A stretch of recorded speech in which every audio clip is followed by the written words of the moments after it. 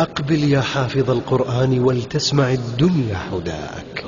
Actually, I'm very much impressed by finding true astronomical facts in Quran. And for us, we modern astronomers have been studying very small fields of the universe.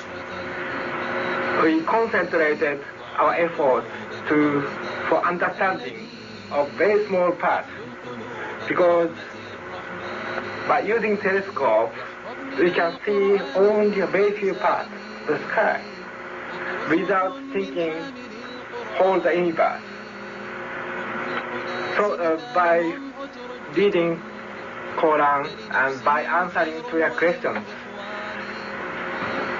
I think I can find my future way for investigation of the universe.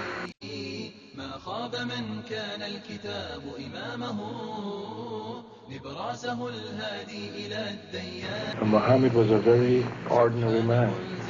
He couldn't have read, didn't know to write. In fact, he was illiterate. And we're talking about 1,200 years ago.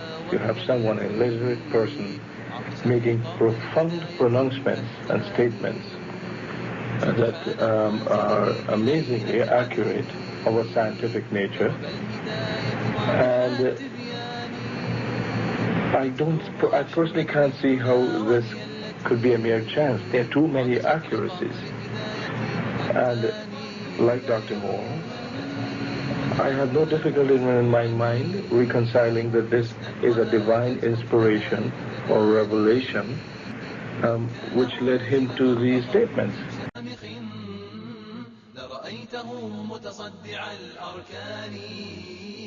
يا حافظ القرآن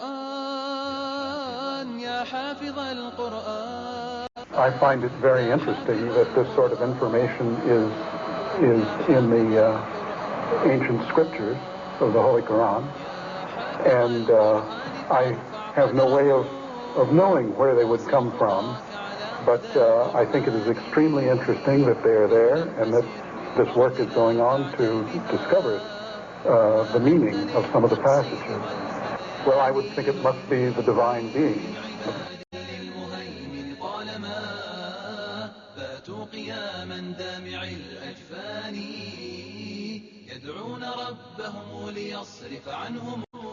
Summary.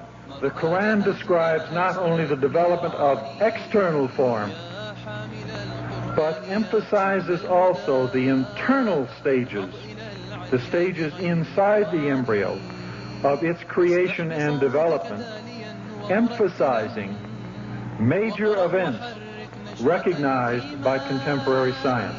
Thank you for your attention. As a scientist, I can only deal with things which I can specifically see. I can understand embryology and developmental biology. I can understand the words that are translated to me from the Quran. As I gave the example before, if I were to transpose myself into that era, knowing what I do today and describing things, I could not describe the things which were described. I see no reason, I see no evidence for the fact to refute the concept that this individual, Muhammad, had to be developing this information from someplace. So I see nothing here in conflict with the concept that divine intervention was involved in what he was able to do.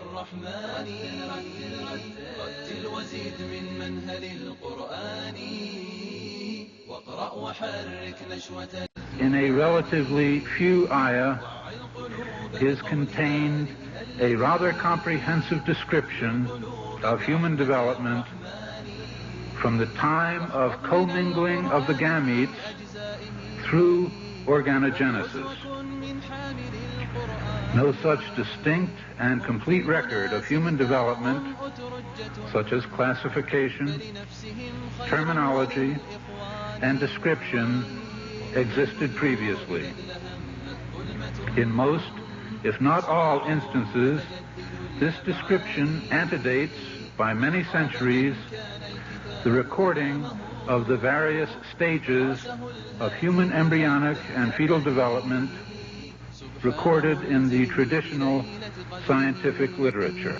درب الهداية واضح التبيان يتلوه أحمد الدنا وهي التي عطشت لقطر هداية هتاني سبحان منزله. Professor Moore was also elected to the membership of the Royal Medical Association of Canada, the International Academy of Cytology, the Union of the American Anatomists, and the Union of North and South American Anatomists.